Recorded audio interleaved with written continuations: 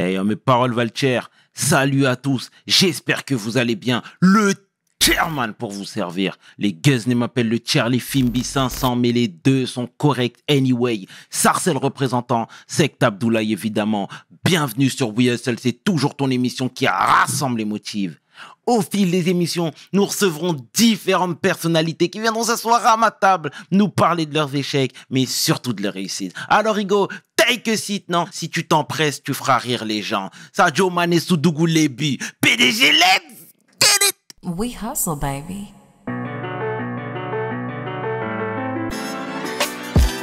Le chairman. We hustle, baby. Le chairman. Hustle, baby. Le chairman. De retour sur We Hustle. Et je suis vraiment fier, vraiment honoré de recevoir une militante, une journaliste, une femme qui dénonce, une femme qui n'a pas peur. Et c'est important, c'est fondamental. La femme que l'on nomme Aude Lancelin. Take a seat, Hugo. Comment ça va, Aude? Ça va bien. Tu vas bien? Oui, très heureuse d'être avec vous. Merci d'avoir accepté l'invitation, Aude. Ça fait plaisir, t'es réactive, c'est tout ce qu'on aime ici, c'est très bien. Alors, la tradition veut que tu te présentes en quelques lignes, s'il te plaît, Aude, pour celles et ceux qui ne te connaissent pas. Alors moi, j'ai commencé un parcours dans les médias au début des années 2000. Et puis, un parcours mouvementé, hein, on va peut-être y revenir. Et puis, j'ai écrit des livres. Je viens de la philosophie, donc j'ai commencé par les philosophes et l'amour. Après, je suis allée sur les médias. Et puis, j'ai écrit un roman aussi sur les Gilets jaunes, qui est sorti l'année dernière. Mmh. Et puis, je suis engagée dans une aventure de liberté, puisque nous avons fondé un média en ligne qui s'appelle QG. Sans actionnaire, sans laisse. Voilà, donc c'est la liberté, c'est quelque chose de rude, mais de beau, d'intéressant. Voilà. D'accord. Donc c'est là-dedans que je suis en ce moment. Très bien. Avant de développer sur ton activité principale, je voudrais qu'on fasse un flashback, un focus sur ta jeunesse, sur ton enfance, Aude. Si tu le veux bien sûr. Elle ressemblait à quoi, la jeune Aude? Disons que la petite Aude, elle a été ballottée pas mal dans plein de régions de France, que mon père était fonctionnaire, il était tout le temps muté. Donc, tous les 2-3 ans, on changeait de ville. J'étais donc un petit peu déracinée, à ma façon. L'adolescence, une grande partie de l'adolescence est néanmoins passée à Toulon au bord de la mer, donc ça c'est vraiment une période très heureuse. J'étais déjà assez, comment dire, idéaliste. Je lisais beaucoup. Le fait de déménager tout le temps aussi, voilà, le fait à chaque fois de devoir reconstruire une vie, un entourage, faisait aussi que les livres étaient vraiment des compagnons et ils le sont restés toute ma vie. D'accord. Bon, bah, c'est très bien. C'est très bien. Et quel a été le cursus scolaire? Alors, moi, j'étais une très bonne élève. J'ai fait un bac scientifique avec 1 an d'avance. Et puis, ah ouais. À 16 ans. Et puis après, je suis allée jusqu'à l'agrégation de philo. J'avais pas envie d'enseigner, mais on m'avait dit que c'était vraiment un sésame et qu'à partir de là, beaucoup de portes seraient ouvertes. Ça a été partiellement vrai. Dans la presse, ça a attiré un petit peu la curiosité. On se disait, mais qu'est-ce qu'elle vient faire ici, finalement, avec ce diplôme-là? Mais ça a attiré aussi pas mal de jalousie. Et puis, dans un milieu journalistique très conformiste où beaucoup sortent d'écoles, le CFJ ou de lieux de formatage comme ça, c'était pas forcément un profil super bien vu, en fait. Voilà. D'accord. Et du coup, dans ton parcours, tu as été également professeur. 1 an. 1 an. 1 an. Où ça précisément? Alors, c'est une expérience très forte parce que j'étais dans l'Essonne, en ZEP, zone sensible. Donc, comme j'étais prof de philo, on a quand même des terminales, donc des gens... malheureusement, il y a déjà un écrémage colossal, hein, donc Mais j'étais avec des élèves à la fois très vivants et dont beaucoup étaient quand même en grand échec scolaire. C'est des zones, hein, on nous vend aujourd'hui en France 80% d'une classe d'âge au bac, voire maintenant 90% et plus, hein, j'ai perdu le fil. Mais moi, dans ces zones-là, vous avez un élève sur deux qui rate le bac, hein, et avec souvent des situations sociales très difficiles.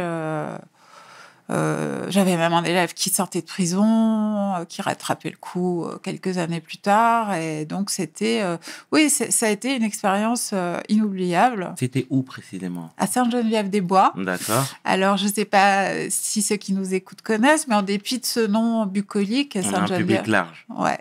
C'est des tours, hein, c'est des tours de béton et c'est un univers dur, très urbain et très dur. Avec parking sécurisé, tout ça. Enfin, c'est quand même très particulier.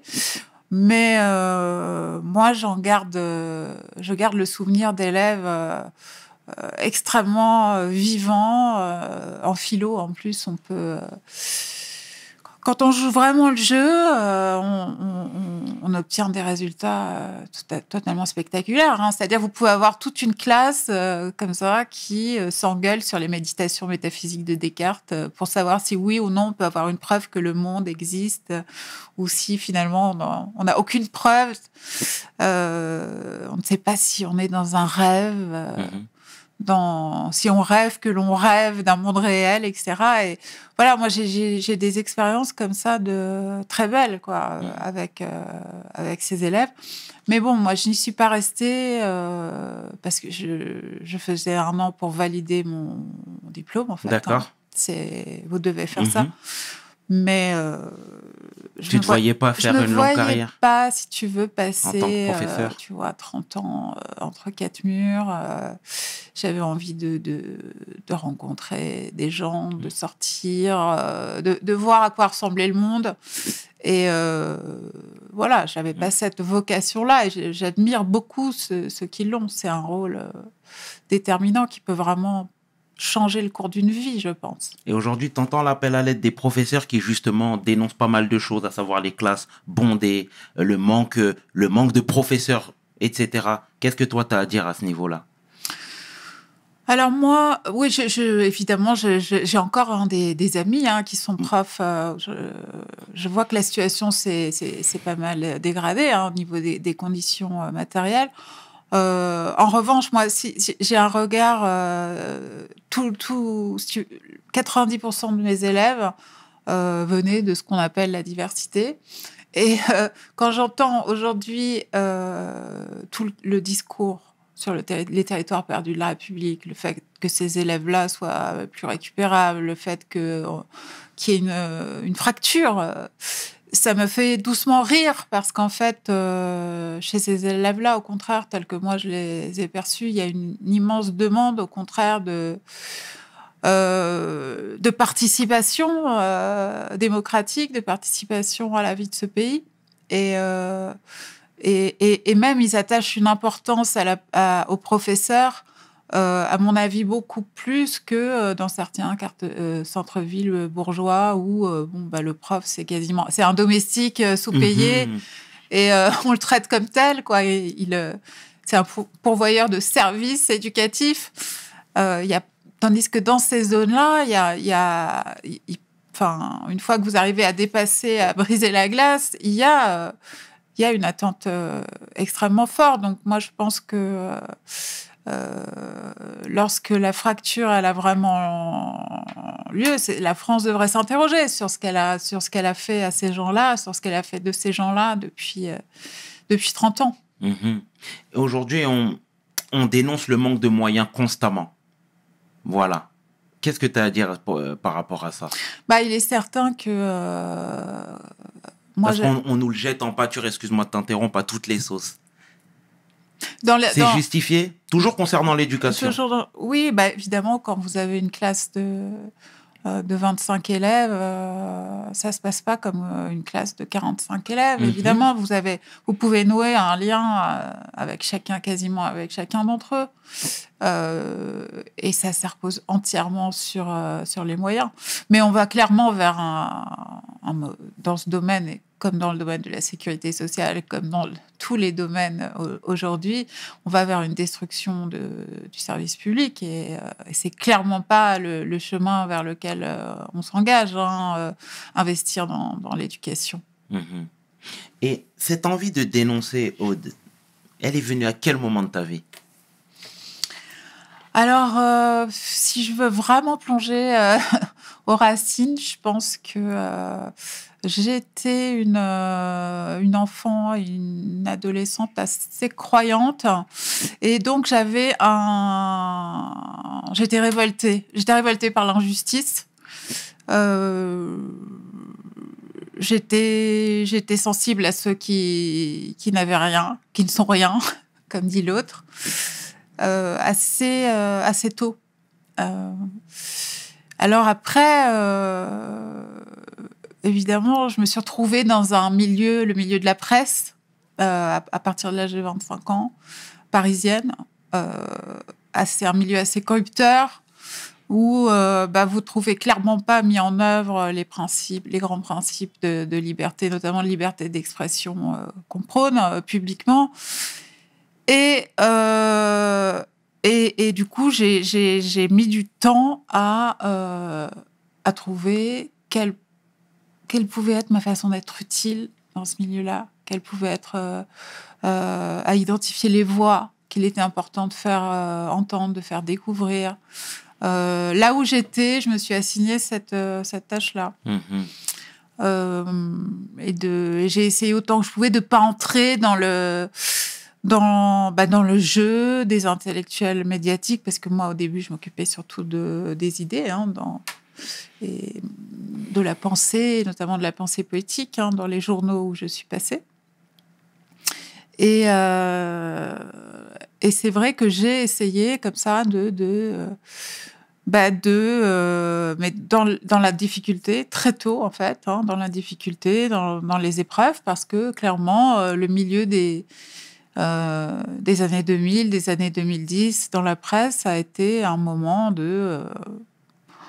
ça a été le début de la fin, on peut dire. C'est à quel niveau? C'est-à-dire que ce sont, en termes de... Vous savez, le phénomène des intellectuels médiatiques a commencé par tout éradiquer. Par ailleurs, il y avait un très fort anti-marxisme. Et puis, de grands industriels ont commencé à racheter petit à petit toute la presse, toutes les chaînes de télévision, avec toutes les conséquences qu'on mesure maintenant. Donc, qu'on paye maintenant très très cher. C'est-à-dire que quand on l'a vu en 2017, on le revoit en 2022.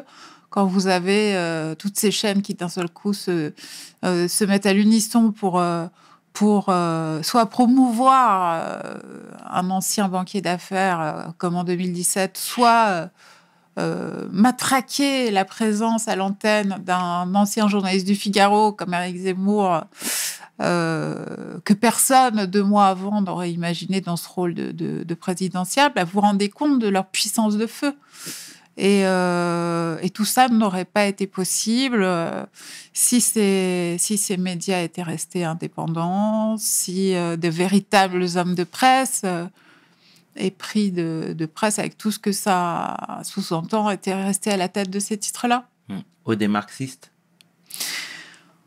Oui, enfin, je m'intéresse beaucoup à la pensée de Marx, mais ce que je veux dire par là, c'est que ce qu'on a vécu à partir des années 80 jusqu'à aujourd'hui, c'est vraiment le contre-coup de l'effondrement de l'Empire soviétique et de la victoire totale de la pensée néolibérale sur la pensée critique marxiste, avec des conséquences très profondes. C'est there is no alternative, quoi.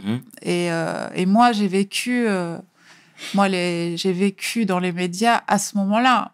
et où il fallait dépenser une énergie folle pour faire exister autre chose et pour faire redécouvrir des vieux penseurs qui étaient calomniés ou pour promouvoir de nouvelles figures qui étaient remisées dans les coins, quoi. Et t'en avais pas idée avant de rentrer dans ce milieu-là? Moi, j'étais très naïve par rapport à ça parce que... Ah bon? Ouais. D'accord. Parce que, par exemple, moi, je postule dans différents journaux comme stagiaire et j'entre au Nouvel Obs. Mais pour moi, dans ma famille, le Nouvel Obs, c'était rien. Ça n'existait pas. Il n'était pas sur la table basse du salon. Moi, je viens pas du tout d'une famille de gauche caviar donc pour moi c'était voilà, à la limite je croyais à l'étiquette qui était marquée dessus, genre bon, journal progressiste de gauche, bon, pourquoi pas, bon, voilà. Mais en fait très rapidement vous découvrez ce qu'il en est à l'intérieur, et ça a été un parcours de désillusion très rapide. Ce qu'il y a, c'est que le choix dans la presse était déjà extrêmement restreint. Moi, déjà, quand j'entre dans la presse, bien sûr, aujourd'hui, c'est encore pire, mais je suis déjà en train de mettre un pied dans une porte en train de se refermer. Les embauches sont extrêmement rares. La précarité s'installe. Quand j'arrive, il y a déjà des gens qui sont pigistes depuis 7 ans et qui attendent, qui sont dans la file d'attente. Donc, c'est déjà très difficile. Maintenant, ça l'est encore plus. Maintenant, vous pouvez avoir une carte de presse avec moins d'un SMIC de pige par mois. C'est un métier qui s'est complètement transformé. Avant, c'était un métier où vous étiez relativement protégé. Quand vous entriez en CDI dans un grand journal comme ça, c'était quasiment comme le fonctionnariat. Il ne pouvait rien vous arriver, rien du tout. Maintenant, les mœurs du CAC 40 ont été importées dans ces milieux-là et voilà, il y a des licenciements brutaux. Et tu regrettes cette époque où tout allait bien? Alors, tout allait presque bien. tout n'allait pas bien. Tout n'allait pas bien. Tout était posé pour le drame. Hein. Mais il y avait quand même... J'ai encore pu sentir à cette époque le parfum d'une presse où il y avait encore des joutes d'esprit, où les réunions pouvaient être vivantes, où les gens n'avaient pas peur de parler. Ils n'avaient pas peur d'exprimer des sentiments hétérodoxes, des points de vue bizarroïdes. Maintenant, c'est devenu un milieu extrêmement conformiste. Maintenant, quand vous ouvrez la presse, je ne sais pas si c'est votre cas. Moi, je viens de la presse écrite à la base. Maintenant, je suis plutôt on a lancé un site qui est plutôt audiovisuel. Et je viens de ça. Bah, vous aviez du charme dans les phrases, de l'humour, de l'audace. Maintenant, c'est pas la joie. Quand vous ouvrez Le Monde ou bien d'autres titres, vous voyez que c'est pas les mêmes personnes.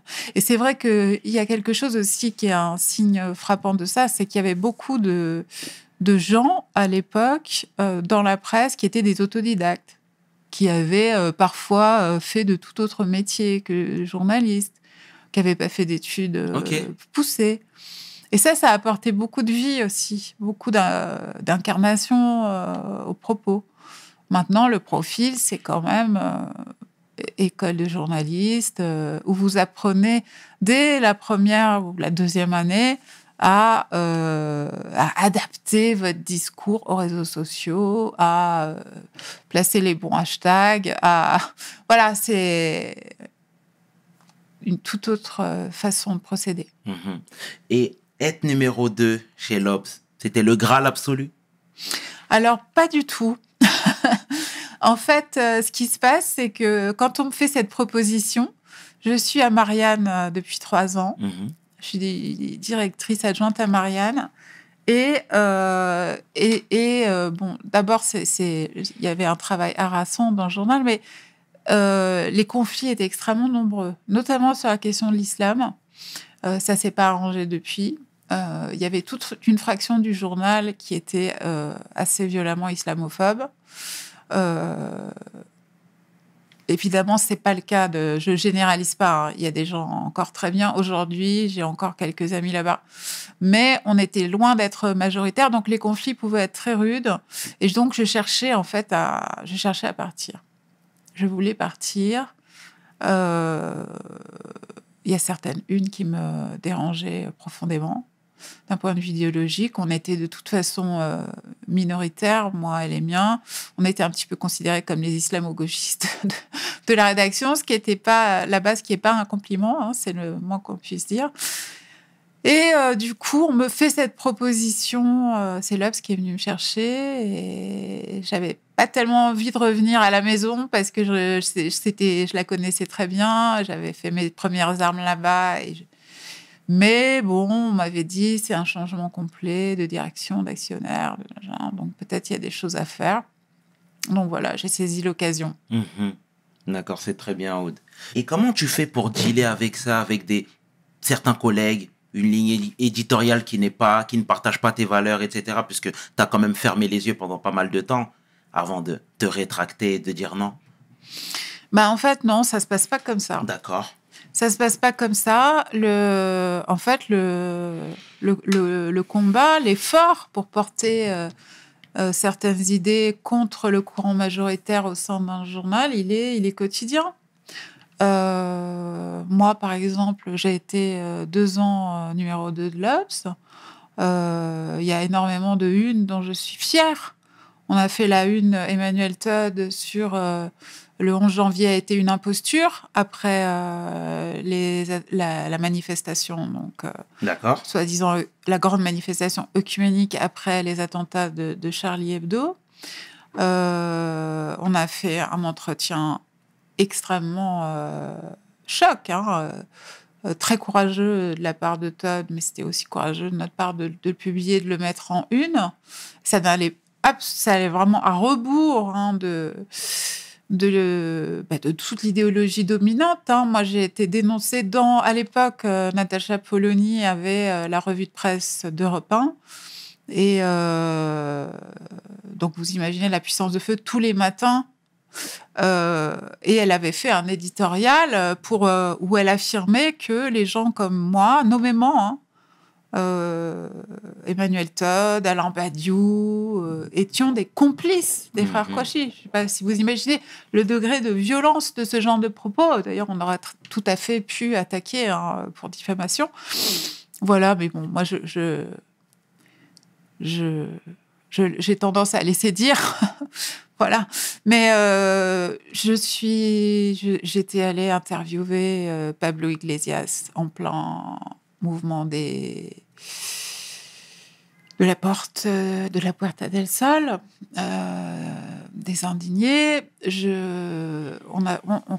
On a fait plein de... Moi, j'ai pu porter... J'avais fait la grande interview de Michel Houellebecq sur Soumission, qui était une interview conflictuelle, d'ailleurs, etc., etc. Donc, en fait, vous battez, vous portez des idées, vous voyez du résultat, parce que nous, on a plein de lecteurs, même des lecteurs historiques de l'Obs qui revenaient et qui disaient « Ah ben, on retrouve un peu ce qui a pu incarner le journal il y a longtemps, dans les années 70, où il était un peu, qui faisait souffler un air nouveau dans le pays, et puis au bout d'un moment, ça se referme. Vous vous trouvez vraiment confronté au mur de l'argent, des actionnaires, à votre supérieur hiérarchique qui tremble pour sa place, qui du coup, avec qui les relations se tendent.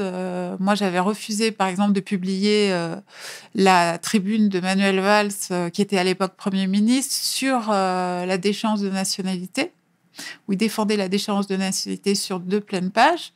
Et ça a été mon premier conflit dur avec le directeur de la rédaction, qui était mon N+1. Donc, si vous voulez, si ça se passe pas c'est pas comme certains adversaires aiment à le faire croire, comme si vous découvriez le combat des idées après avoir été licencié, après avoir été écarté. Non, en fait, votre licenciement, votre mise à l'écart, elle est le fruit de toutes vos actions et prises de position antérieures. Donc après, il est certain qu'il faut, il faut être capable de passer l'épreuve, de la supporter. Il faut être capable de souffrir pour ses idées au sens propre.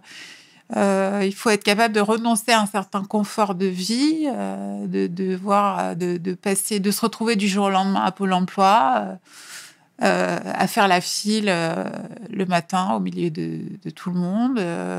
Donc, quand vous avez toujours été, diplômé, en CDI, protégé, voilà. Mais c'est en même temps, je pense que c'est... je souhaite à personne spécifiquement de la vivre, mais c'est d'une richesse incroyable. Vous découvrez énormément de choses. Moi, je sais que si j'avais pas traversé ça, vécu tout ça, il y a toutes sortes de... Il y a toute une empathie que je pourrais pas avoir. Il y a peut-être que je me serais pas à ce point... senti touchée quand les gilets jaunes que j'ai interviewés dès le début m'ont parlé de leur fin du mois, du fait qu'ils étaient à découvert le 10 ou le 15 du mois. D'un seul coup, ces choses-là deviennent extrêmement concrètes. Donc, vous avez accès vraiment à une expérience humaine dure, mais riche, quoi. Et donc, en fait, je ne regrette rien. Et la presse libre, alors, tu n'y crois plus du tout? Alors, je sais bien qu'individuellement, il y a toujours des gens qui se battent là où ils sont. Et je sais bien que c'est difficile de renoncer à ça quand on a une famille. Voilà. Mais dans l'état actuel des choses, dans les grands groupes de médias français, que ce soit celui de Bolloré, celui de Drahi, celui de Niel, celui de Bouygues. Non, c'est très franchement, ces choses-là sont pour le moment totalement révolues. Et il faudrait des événements politiques d'une ampleur énorme dans ce pays pour que ça change. Soit il faudrait une force politique vraiment... avec un programme vraiment féroce, anti-concentration, arrive au pouvoir, mais je ne vois pas comment ça pourrait être le cas prochainement, ou carrément un souffle révolutionnaire, insurrectionnel. Mais sinon, je ne vois pas ce qui peut se passer, parce que, en fait, c'est celui qui paye l'orchestre, qui choisit la musique. Et quoi qu'en disent individuellement les journalistes qui essaient de se défendre, parce que c'est jamais agréable de passer pour un rentemplant, un homme de paille, etc. In fine, ils n'ont pas la liberté d'aller sur les sujets qu'ils choisissent et d'en dire ce qu'ils veulent. Et moi, les journalistes qui me disent... Ça arrive encore, que je sois confrontée dans des débats à eux. Mais moi, la main sur le cœur, je n'ai jamais été censurée, je n'ai jamais écrit sous la contrainte et on me dicte pas ce que je dois dire. Je dis, si vraiment vous n'avez jamais dû affronter ça, c'est peut-être que vous êtes tellement conforme aux attentes de votre maître que vous ne posez aucun problème et que vous n'allez pas assez loin dans l'exercice de la pensée et de la liberté. Mais est-ce que Paul Moreira ne fait pas entorse à ce qu'on est en train de se dire actuellement? Alors voilà, il y a quelques cas... Je pense notamment à Mediapart aussi. Ouais, il y a quelques cas comme ça, Paul Moreira, que je connais un peu, qui est... un modèle d'intégrité, de ce qu'on peut faire de mieux dans le... Bon, il a sa boîte de production privée, mais qui travaille beaucoup avec le service public. Mais il va aussi loin qu'on peut aller. Mais c'est un petit peu l'arbre qui cache la forêt, parce que pour un Paul Moreira, combien de gens... si vous voulez, le journaliste ex-Canal+, Jean-Baptiste Rivoire, vient de sortir un livre édifiant à ce sujet. Il raconte que, parce qu'il a enquêté auprès des journalistes de France Télévisions, que la plupart, 80% des sujets sociaux, des sujets gilets jaunes, des sujets fin du mois, des sujets sur la jeunesse des quartiers relégués, etc., sont soit refusés avant même d'être tournés, soit sont enterrés et ne sont jamais diffusés. Et il faut faire du feel good. Et il faut faire de l'info positive. Toutes ces vieilles lunes, en fait, moi j'ai toujours, pour le coup, entendu dire ça dans la presse, qu'il fallait... Mais en réalité, arrêter les sujets d'épouvante et parler de ce qui fait du bien aux gens. Mais en réalité, les gens sont pas si bêtes. Les gens, ils savent très bien quelle est la réalité aujourd'hui de leur monde et ils ont envie de le voir en face. Mhm. Alors, quant à Mediapart, puisque effectivement, Mediapart, il faut saluer la vista professionnelle et commerciale, j'ai envie de dire aussi, d'Edoui Plenel, qui a fait tous les bons choix en 2008, qui a opté pour le modèle payant. Contrairement à tous les oiseaux de mauvaise augure qui disaient que c'était fini, tout ça, qu'il fallait de l'accès libre, de la pub, voilà, et qui, sur une ligne qui est la leur, qui est particulière, mais qui est arrivé à apporter la preuve qu'on pouvait recréer sur des basses scènes un média réellement indépendant des puissances financières et industrielles du pays. James Squires, ça te parle? Non. Ça te parle pas du tout? Non. D'accord. Je le dis mal aussi. Peut-être pas. James Squires. James Squires. Non. D'accord, très bien. Bah écoute, c'était un ancien journaliste qui travaillait pour le Chicago Tribune, si mes souvenirs sont bons, et qui disait que la presse était au service du GAFA, au service de Wall Street. Alors oui, parce que nous, ce qu'on découvre un petit peu après la bataille, les Français, comme toujours, on est toujours en retard. La presse CAC 40, aux États-Unis, on appelait ça déjà, il y a 30 ans, la presse Wall Street. Et déjà, on avait des livres de journalistes faisant l'état des lieux de la mort de leur métier et de leur asservissement total aux intérêts industriels, à la publicité, etc. Alors maintenant, il y a une nouvelle composante, effectivement, qui pèse lourdement, c'est les GAFA. Mm-hmm. Moi, j'y ai été personnellement confrontée depuis plusieurs années, puisque lorsque j'étais aux médias et maintenant, lorsqu'on a fondé QG, on a régulièrement des problèmes avec YouTube. Qui est devenue une puissance à part entière, qui, sur la question des violences policières, peut être extrêmement restrictive.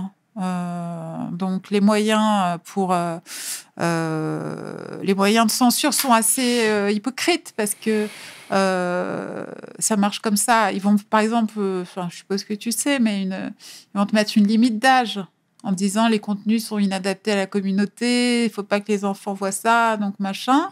Et puis du coup, il faut que tu te connectes avec une adresse Gmail qui prouve que tu as bien 18 ans, mais en fait les gens, soit ils n'ont pas d'adresse Gmail, ils vont pas en créer une pour voir ta vidéo, soit ils en ont une et puis mais ça les saoule de se connecter et ils zappent, ils passent à autre chose.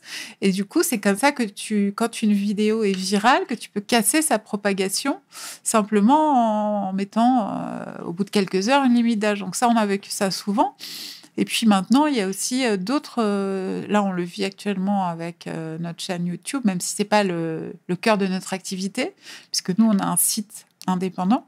On n'est pas entièrement dépendant de YouTube, mais comme tous les autres médias journalistes, on est quand même dépendant de YouTube, comme tu sais, pour être référencé par Google, c'est la même entreprise, pour avoir des actus Google et pour... puisque la concurrence aussi, très souvent, elle marche main dans la main avec Google. Soit les médias mainstream sont payés par Google, reçoivent des sommes énormes, soit certains médias indépendants payent Google c'est légal, hein, pour être mieux référencé dans le classement des actus. Donc, c'est un système extrêmement pervers parce que si tu refuses totalement de jouer le jeu, tu peux totalement disparaître des écrans radars. Et comment tu fais pour contourner Alors, ce il faut système? être il faut être très sioux. Il faut être très sioux. Il faut essayer de l'utiliser sans y être englouti. Mais nous, actuellement, on vit ce qu'on appelle un shadow banning, c'est-à-dire suite à des contenus qui leur ont pas plu, ils font disparaître ta chaîne des propositions. Par exemple, quand tu regardes une vidéo, on te propose différentes dans le même univers, dans le même univers culturel ou politique, on te propose des vidéos comparables. Ben là, on n'en propose plus du tout. Donc, on nuit à ta visibilité de façon, sans le dire. C'est une autre forme de censure qui dit pas son nom. Voilà. Enfin, les gens ne le savent pas forcément parce que, bon, sans être complètement naïf, mais bon, on pense encore que YouTube est une espèce de liberté. Hein. La preuve, c'est n'importe qui peut, sur le papier, fonder une chaîne YouTube et commencer à y diffuser ce qu'il veut, mais on sait que c'est de moins en moins vrai. La période de Covid a montré à quel point, d'ailleurs, moi, je ne sais pas pourquoi, je me borne à constater l'ampleur des restrictions. Après, on peut l'interpréter différemment, mais quand on voit les 2 pages d'interdiction de propos sur le Covid qui, si tu les transgresses sur YouTube, te valent un avertissement, voire une suppression de la chaîne définitive, c'est très impressionnant parce que parmi cette liste, tu vois, il y a des choses qui sont... il y a des choses, évidemment, qui sont justifiées, tu vois. Dire que le vaccin Covid vise à stériliser la population, tout ça, bon, ça, évidemment. Mais il y a aussi des choses de bon sens que tu n'as pas le droit de dire. Et là, ça devient inquiétant quand on n'a pas le droit de dire, par exemple, que le fait d'avoir attrapé le Covid, d'avoir donc développé une immunité naturelle, que l'immunité naturelle puisse être supérieure à l'immunité produite par un vaccin. Si monsieur YouTube, c'est mieux que les médecins, que l'immunité naturelle est supérieure à celle produite par les vaccins, il faut qu'il nous explique d'où il sort cette science-là. Voilà, enfin, tout ça pour dire que on peut, sans excès de paranoïa, on peut penser que le test qu'on a vécu là, depuis 2 ans de Covid pourrait être utile à l'avenir pour édicter toutes sortes de chartes d'interdiction, de champs, de choses qui sont dicibles et d'autres indicibles qui peuvent devenir inquiétantes. Parce que de la même façon, vous pouvez déclarer aussi un jour, vous pouvez voir déclarer en fonction du pouvoir qui sera élu que les mouvements Black Lives Matter sont des mouvements terroristes et que donc, si vous les soutenez, vous aurez des avertissements, etc. Enfin, tout est possible. Tu sais qu'on pourrait te taxer de paranoïaque. Oui, je partage ton avis, mais t'entends ce que je te dis. Bien sûr, bien sûr. Mais moi, ce que je crois, c'est que c'est le pouvoir, les pouvoirs, qu'ils soient financiers ou les GAFA, sont de grands paranoïaques. Ce sont eux les grands paranoïaques. Quand vous voyez, par exemple, pour prendre un exemple, l'interprétation, ça a été documenté, ça, que Macron, en off, a pu donner des Gilets jaunes. Il a dit que c'était d'abord que ça avait été orchestré par les Russes, que beaucoup de comptes de soutien des Gilets jaunes étaient en fait des bots, etc., etc. On est dans une vision complotiste du monde. Et même les hommes du renseignement français avaient dû contredire le président parce que c'était pour le coup... c'était pour le coup un mouvement sorti de terre, de la colère et de la souffrance sociale des Français, et tout ce qu'il y a de plus réel, qui n'était pas orchestré par une puissance étrangère. Donc non, je pense que ce sont eux les paranoïaques qui se méfient énormément des mouvements populaires. Ils se méfient énormément de toutes les phases de reprise de soi, où les gens commencent à penser, où les gens commencent à se renseigner, à discuter entre eux. C'est la raison pour laquelle la période des ronds-points des Gilets jaunes leur avait fait à ce point peur, parce que les gens recommençaient à parler ensemble, réinventer la politique à la racine ensemble, c'est-à-dire simplement se réunir et se demander comment on peut améliorer la situation collective. Ils ont très très peur de ça. Et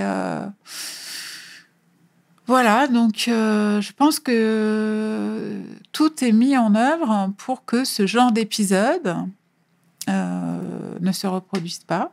D'accord. Et que chacun reste chez soi, devant son écran, à regarder Netflix, entre autres. Donc, ils essaient de diviser. Oui. D'accord. Au moins, le message est dit. Au moins, c'est clair.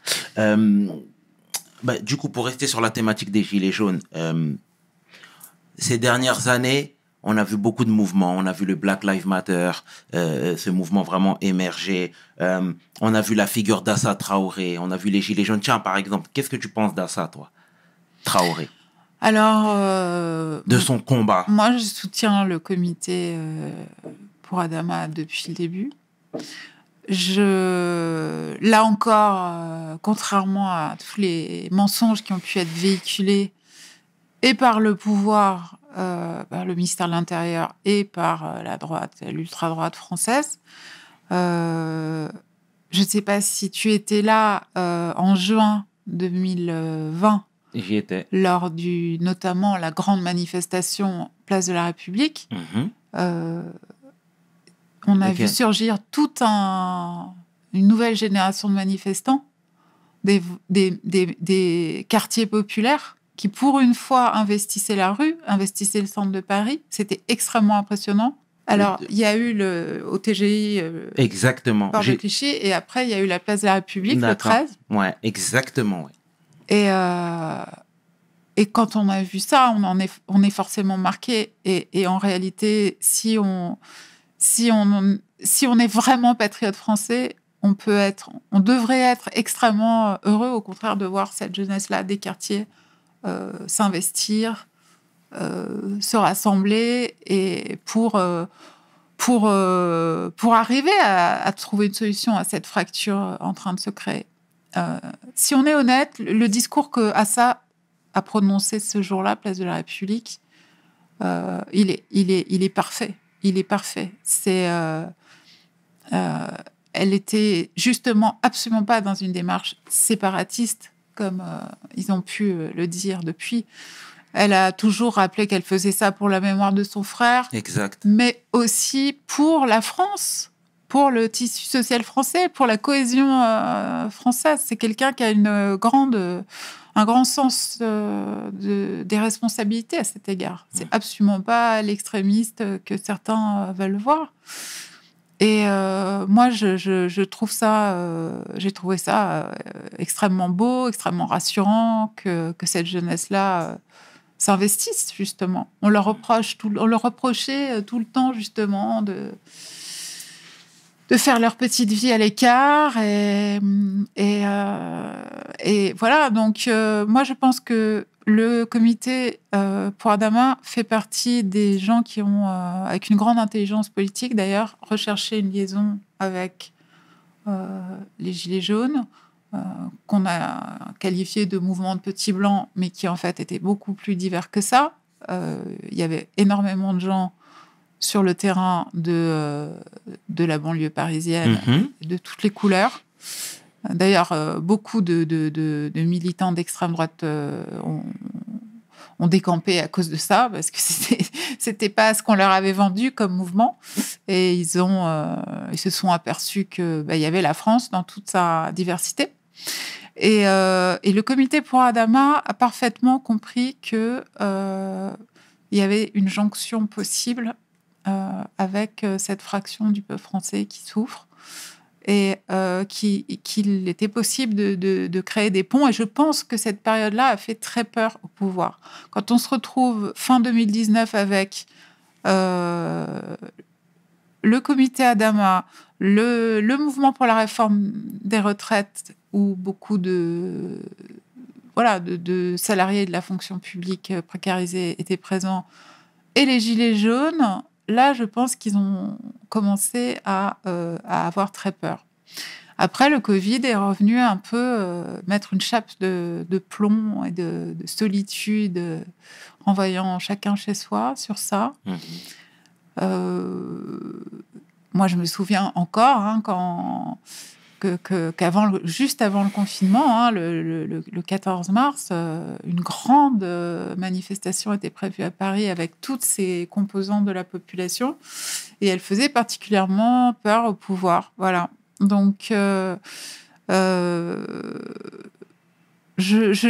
ne tisserai pas évidemment d'effet de cause à conséquence dans cette affaire, parce que ça a été quand même une affaire mondiale, comme chacun sait. Mais enfin, il y a eu quand même un effet d'aubaine tout à fait pour le gouvernement, tout à fait favorable. On la salue au passage à ça, si elle nous regarde. Là, à l'aube des élections, certains te taxent comme étant proche de Mélenchon, de la France insoumise. Vrai, faux? Alors, en fait, pas du tout.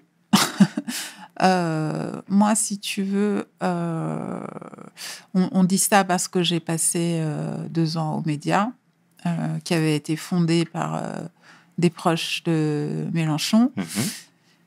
Sauf que moi, quand on me confie la direction du média, c'est après le départ extrêmement mouvementé et violent de Sophia Chikirou, proche de Jean-Luc Mélenchon. Et comme Sophia et la FI étaient très mécontents de ce qui s'était passé, plus aucun député de la FI, plus aucune figure de la FI ne consentait à mettre les pieds aux médias.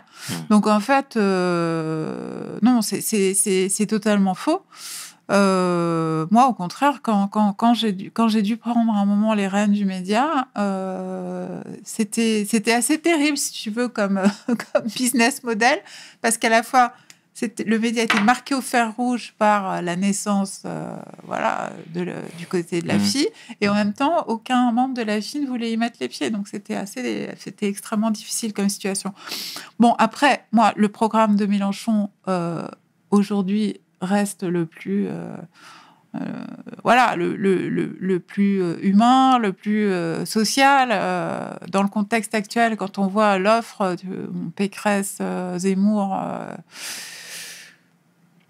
Macron, j'en parle même pas, et Le Pen, évidemment, voilà, je comprends que les gens puissent le voir comme un recours. Moi, très franchement, je pense que la dynamique qui avait eu lieu en 2017 ne s'est pas reproduite. Je pense que c'était pas forcément une bonne idée pour lui de retourner au combat en 2022. Je pense que pour de bonnes et de mauvaises raisons, mais le fait est là, et en tant qu'animal politique, il aurait dû en tenir compte.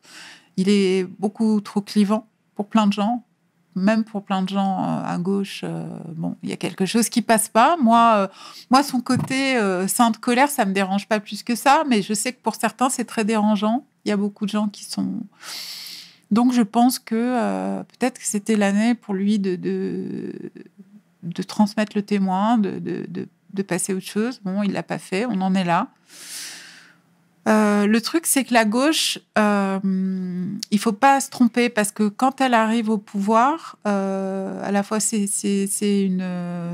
je ne pense pas que ce sera le cas en 2022, mais ça peut aussi très mal tourner. C'est-à-dire que soit vous êtes avec des gens extrêmement déterminés, et là, vous pouvez remporter une bataille mondiale, soit ça tourne à la Grèce, ça tourne à la Tsipras en Grèce en 2015, c'est-à-dire vous êtes de la gauche mollo, vous êtes survendu pour être élu et finalement, vous respectez pas le référendum que vous avez vous-même initié et qui demandait quasiment une sortie de l'euro pour la Grèce et vous trahissez tout. Et là, lorsque ça se passe comme ça, après, pendant 10 ans, les forces progressistes du pays sont complètement cassées, discréditées. Et vous pouvez même les faire reculer très, très durablement, encore plus que 10 ans. Donc, je pense que... Est-ce que cette année, on a dans l'offre politique actuelle le candidat qui a à la fois un programme impeccable et la détermination et les forces politiques pour le mettre en œuvre? C'est pas certain. Tu iras voter? À l'heure actuelle, je suis partie pour m'abstenir. Moi, j'en ai jamais fait mystère. J'ai pas voté en 2017 au deuxième tour. Je refuse de voter un pistolet sur la tempe et l'antifasciste de pacotille. Voilà, donc je pense que je n'irai jamais voter parce que par dépit ou voilà. Je pense par ailleurs que le quinquennat d'Emmanuel Macron produit la fascisation du pays qu'on est en train de vivre. Donc, évidemment, voilà. Je regrette que Anas Kazib... Ouais, il n'a pas obtenu ses signatures. Je pense que c'est une candidature qui donnait un espoir à toute une jeunesse aussi. Hein. On voit bien les forces qui le portent. C'est ça. Mais tout est fait pour que ce genre de candidature ne puisse pas se produire. Voilà, donc c'est une période qui n'est pas gaie. Moi, je pense que je mise quand même sur les forces populaires. Hein. Je sais qu'il y a eu, avec les Gilets jaunes, on a connu un revers terrible, un enlisement. Mais je pense encore que la solution au problème politique français partira de ce genre de mouvement, partira de la rue, partira d'un coup de pression qu'on a à mettre à la classe politique et pas l'inverse. Je ne pense pas qu'aujourd'hui un candidat soit capable de réformer très profondément ce pays comme il devrait l'être pour dans l'esprit du Conseil national de la résistance. D'accord, très bien. On va fermer la parenthèse politique. Aude, je suis obligé de te poser cette question. Quel est le modèle économique aujourd'hui? Dans les médias? Le tien. Ah, le nôtre. Ah bah c'est très simple, hein, c'est l'abonnement payant uniquement. C'est exactement le même modèle que Mediapart. Il y a pas de... Pour moi, après avoir analysé la situation, il n'y a pas d'autre solution possible. L'accès libre, avec les cagnottes régulières, moi, je n'y crois pas. Ça peut marcher quelques années, mais c'est pas comme ça qu'on installe de façon pérenne un média. Je pense qu'il faut que ce soit les utilisateurs qui contribuent. Alors chez nous, ils peuvent le faire en fonction de leurs moyens. Hein, y a plein de tarifs, mais encore une fois, pour les mêmes raisons que Monsieur Bolloré ou Monsieur Niel décident de ce qu'il y a dans leurs médias, je pense que c'est le citoyen qui doit contribuer pour faire entendre des voix différentes, un discours différent, pour organiser des choses qu'on ne voit plus nulle part ailleurs, pour avoir du temps long aussi de discussion comme ici. Toutes ces choses qui ont disparu. Je pense que il faut... alors, c'est pas toujours évident. Hein, il y a plein de gens qui ont perdu l'habitude, en fait, de payer. Parce que quand tu t'intéresses à un sujet, tu crois que tu peux bricoler et aller trouver en piochant ici ou là ce que tu veux. Mais en fait, il faut que les gens comprennent que de la même façon qu'on achète son pain et on ne trouve pas révoltant que le boulanger vous demande quelques euros, nous, on a des journalistes à payer, on a des techniciens, On essaie voilà, que tout le monde vive dans des conditions décentes. Et l'information, il faut à nouveau que les gens apprennent à comprendre son prix. Le prix de l'abonnement est de? Alors, on peut s'abonner à partir de 5 € par mois. D'accord. Voilà. C'est très bien. Et tu t'en sors avec? On est à l'équilibre. On a construit une base solide. On est une dizaine de collaborateurs. Et on a doublé notre nombre d'abonnés en un an, en dépit du Covid et de tout ça. Donc, on avance. On évite, contrairement à ce qui s'est répandu malheureusement dans le secteur des médias indépendants, de solliciter en permanence les gens à travers des crowdfunding, des cagnottes, des levées de fonds pour telle ou telle chose. Je pense que ça instille l'idée que les gens se sentent contraints de donner soit par charité, soit par militantisme. J'aimerais que ça redevienne, en fait... Et le montant est de? C'était ça ma question. De? C'est pas trop indiscret? Le montant? Le montant, ouais. De? Tu t'en sors avec combien? Avec tous les abonnements, te parle en termes d'économie. Alors ça, on ne donne pas ce chiffre-là. D'accord. Peut-être qu'on fera un jour. Mais c'est vrai que c'est un milieu... devenu malheureusement hyper malveillant et concurrentiel. Et voilà. Donc, nous, on avance. Je fais exprès de te donner, de te lancer sur ce sujet, pardon, si jamais d'autres personnes qui, comme toi, dénoncent un système et veulent voler de leurs propres ailes, tu vois, qui puissent avoir, si tu veux, quelques informations, quelques bribes d'informations, pour pas dire tout. Non, mais disons que nous, on s'est lancé, comme on n'avait pas de capital de départ, qu'on n'en voulait pas, on s'est lancé avec un crowdfunding unique. D'accord, ok. Et qui était raisonnable, hein, tu vois, on s'est lancé avec un peu plus 110 000 €. Et en gérant bien, tu peux développer une structure qui te permet quand même d'avoir 2-3 contenus forts par semaine, d'avoir une équipe, je te disais, d'une dizaine de personnes, 4 CDI, voilà, quelque chose de solide, quoi. Ok, c'est très bien. Qu'est-ce qu'on peut te souhaiter pour la suite, Aude? De continuer, de vivre encore dans cette liberté-là, de continuer cette expérience de liberté totale que à vrai dire, à laquelle je ne croyais pas. Évidemment, il a fallu beaucoup d'épreuves et de péripéties pour y parvenir, et ça demande encore beaucoup d'efforts, hein. Je pense que c'est plus simple, hein, d'aller voir un actionnaire ou un mécène, mais c'est irremplaçable. D'accord. C'est tout ce qu'on te souhaite, Aude. En tout cas, merci encore une fois d'avoir fait le déplacement, de t'être livré. C'est fondamental pour nous, sincèrement. C'était le tiers qui est 500. Tu peux inverser, les deux sont corrects avec la femme que l'on nomme Aude Lancelin pour We Hustle. Mes paroles valent cher. Peace. We hustle, baby.